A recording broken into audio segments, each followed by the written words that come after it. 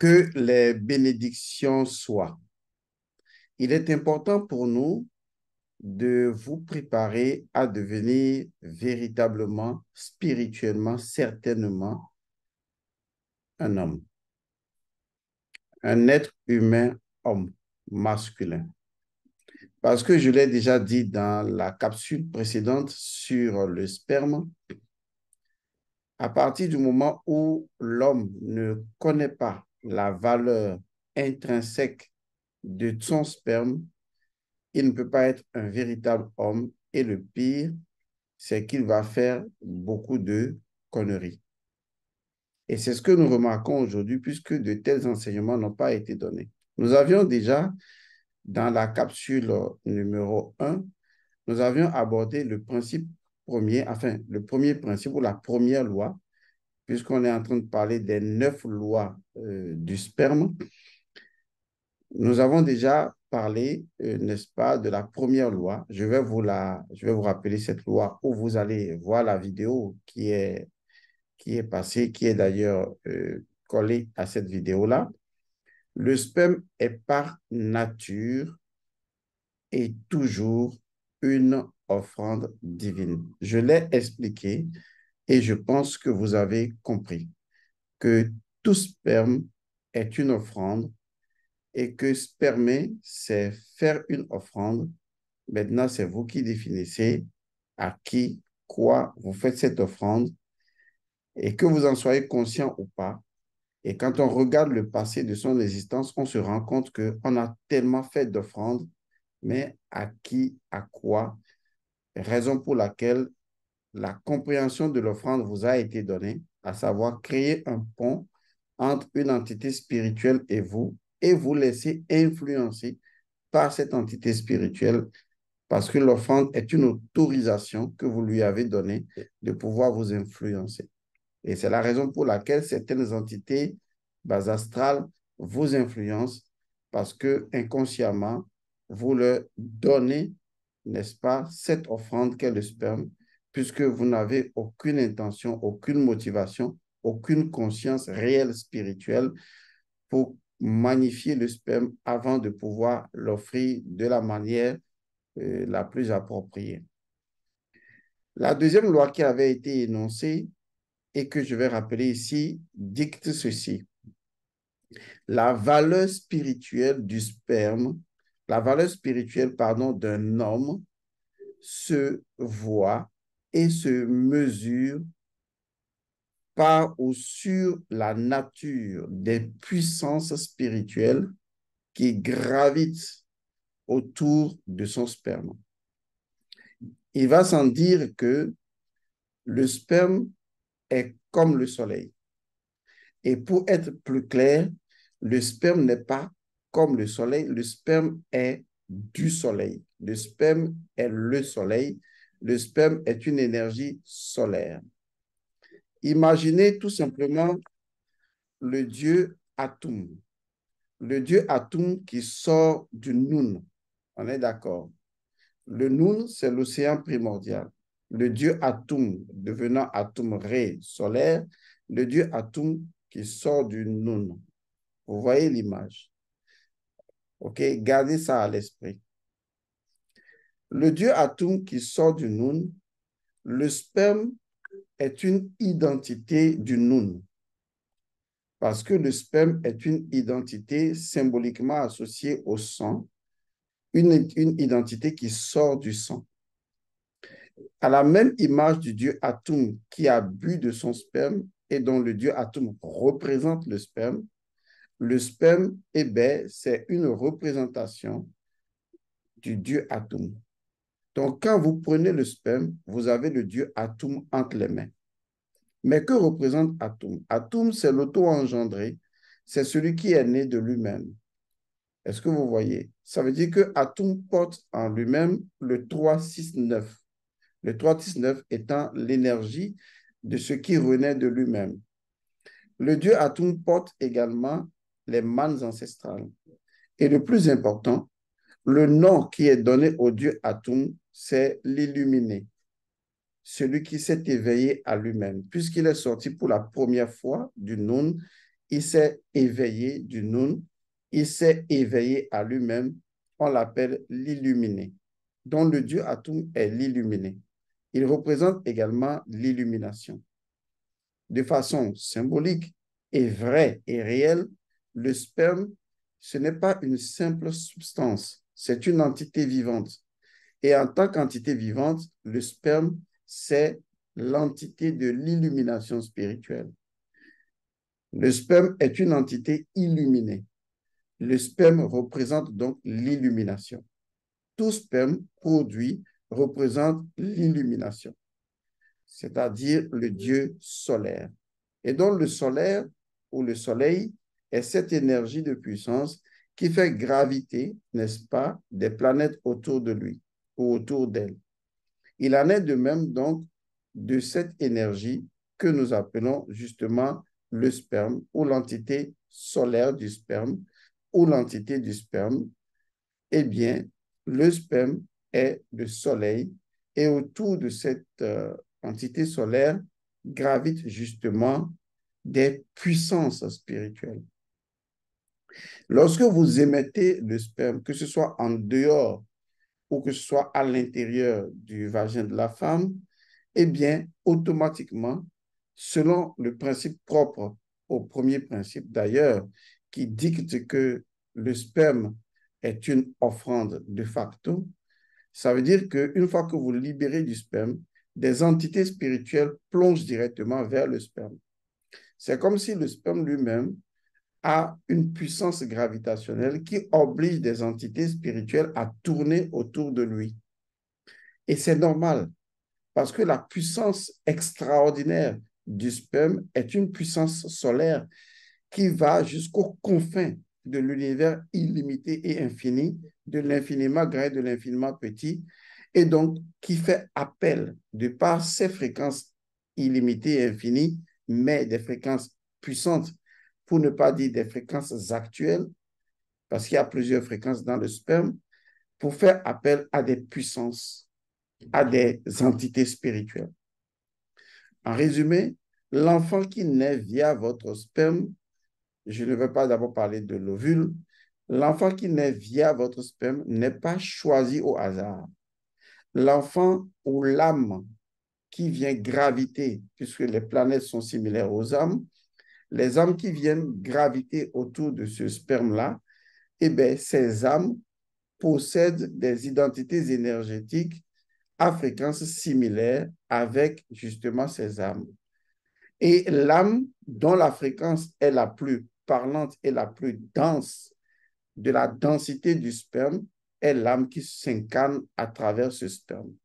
Donc, autant de spermatozoïdes pour un seul ovule, le spermatozoïde qui passe, c'est celui-là dont la fréquence eh bien, va de pair ou va d'harmonie avec l'ovule et que les deux ont une fréquence identique qui appelle une âme ayant la même fréquence.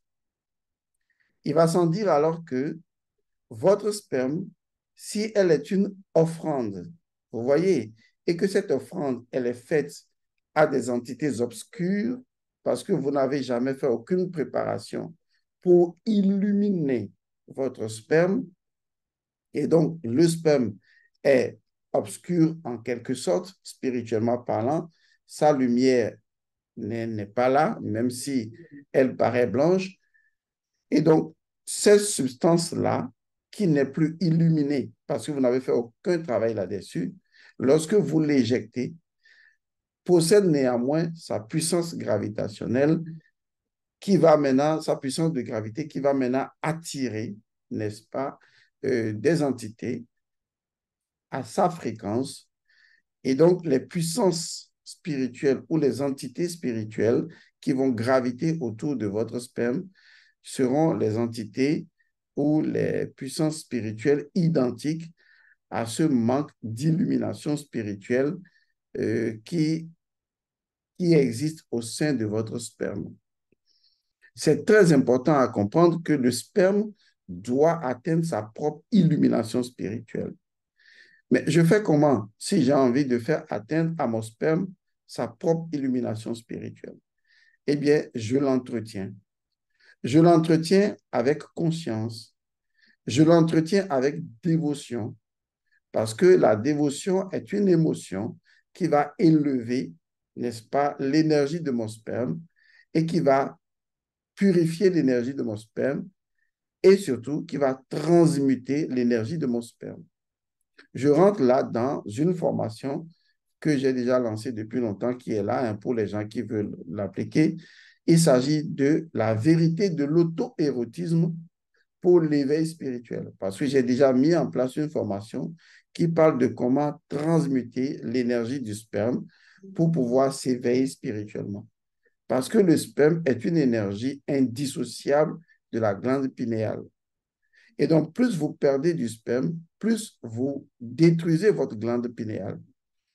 C'est pour cette raison que la vénération, l'adoration, disons, du sperme et la transmutation du sperme, eh bien, permet justement au sperme, tout en remontant vers sa source, permet au sperme d'attirer, de par sa nouvelle force gravitationnelle, les puissances divines qui vont nourrir cette énergie du sperme, et les enfants que vous mettrez au monde seront des enfants étoilés. C'est-à-dire, les enfants que vous mettez au monde sont des consciences identiques, n'est-ce pas, à l'énergie ou à la conscience du sperme, laquelle conscience du sperme est souvent identique à votre état de conscience. Ça, il faut le dire. Donc, retenez bien ceci. Non seulement dans la première loi, tout sperme que vous éjectez dans le vagin de la femme ou à l'extérieur est une offrande, mais le pire, c'est que toute énergie du sperme éjecté, le sperme possède en tant que soleil, le sperme possède une force de gravité, d'accord? Et cette force-là va attirer naturellement les entités spirituelles qui se reconnaissent dans sa fréquence. Et ces entités spirituelles vont posséder votre sperme. Mais ces entités ne posséderont pas que le sperme. Ces entités vont posséder vos gonades, qui sont également des producteurs de sperme, en quelque sorte des intermédiaires pour produire le sperme. Et au même moment, qu'est-ce qui va se produire? Ces entités-là vont être greffées à vos différents chakras, à vos centres de conscience, et ces entités vont être greffées à votre conscience, et donc votre conscience risque d'être possédée également par ces entités-là. Donc, en émettant du sperme vers l'extérieur, vous recevez en retour des informations qui remontent depuis le sperme jusqu'au centre de production, qui est donc associé à la conscience et surtout à la glande pinéale, ce qui en fait va affecter votre glande pinéale, va affecter sa lucidité, sa capacité à, à s'illuminer, puisque pour que la glande pinéale puisse s'illuminer, il faut que les entités qui viennent habiter votre sperme soient des entités qui soient des entités de Ré et non des entités de Seth. Voici donc la deuxième loi à laquelle vous êtes soumise. Le sperme, maintenant vous comprenez l'implication que cela a, surtout quand on imagine, je l'ai déjà dit dans la première capsule, le nombre de spermes libérés dans une nuit à des moments donnés et surtout le nombre de spermes retenus dans des condoms qui sont jetés sur les tas d'ordures et qui seront retournés à la terre et qui vont rentrer dans les eaux et qui vont passer dans les aliments, vous imaginez. Et donc, logiquement, ces spermes-là, qui sont plus que du sang et qui appellent des entités, Dieu seul sait ce que ces entités deviennent après lorsqu'elles possèdent ces spermes qui rentrent dans la terre, dans les eaux, dans les nourritures, à travers la fermentation ou à travers les mélanges de terre et tout. Lorsque vous plantez des récoltes, vous ne savez jamais si du sperme a circulé à cet endroit. Et donc, si des entités ont et sont exactement à cet endroit. Donc, il faut bien comprendre que rien ne se perd, que les choses sont en perpétuel reconditionnement. La nature reprend les choses et les transforme encore et encore indéfiniment. Donc, c'est à nous de décider de ce que nous faisons. La prochaine loi que nous allons aborder sera, je le cite, le sperme est un portail entre l'invisible et le visible, entre esprit et matière. Là, vous aurez donc les trois lois. Déjà, la première loi, vous la connaissez. La deuxième également, vous la connaissez. Et la troisième loi, je la répète, celle que nous verrons dans la prochaine capsule, le sperme est un portail entre l'invisible et le visible, entre esprit et matière. Pour l'heure, je vous recommande de faire la formation sur la vérité de l'auto-érotisme parce que cette formation vous permettra justement de travailler sur votre sperme. Et en travaillant sur votre sperme, sur l'énergie du sperme, sur l'entité du sperme, en reconsidérant la conscience que vous devez avoir du sperme, vous donnez au sperme une autre identité. Sa vitalité va complètement changer de nature et le sperme ne va attirer que les énergies solaires, les énergies pures qui permettent votre évolution. De telle sorte que même quand vous n'émettez plus de sperme, les entités qui sont déjà entrées à l'intérieur de votre sperme, puisque le sperme est déjà en vous, ces entités-là ne soient pas des entités corrompues ou que ces entités soient purifiées et que votre sperme, en tant qu'entité vivante, vous conduise à tout l'illuminer et que vous atteigniez l'illumination grâce à votre sperme. Merci d'avoir suivi donc cette capsule. Vous savez maintenant que des entités tournent autour de votre sperme. Vous savez que la nature de ces entités est identique à la nature du sperme qui les appelle parce que le sperme les appelle par la force de gravité qui est également une force d'amour ou d'attraction et qu'au-delà de ça, il y a des fréquences qui permettent d'incarner une entité ou une âme associée à d'autres entités selon toujours la nature du sperme, puis c'est sa vibration qui prime sur les choix que un individu fait d'une âme qui va s'incarner. Et cela appelle également que en tant qu'homme, tout comme la femme, nous avons une responsabilité dans l'utilisation de notre sperme pour que les âmes qui doivent s'incarner sur la terre soient des âmes de pure lumière. C'est à nous de décider. Est-ce que nous sommes d'accord? Et que même quand je ne mets pas de sperme, une fois que j'ai ouvert la voie, eh bien, des entités spirituelles de cette nature sont toujours autour de moi.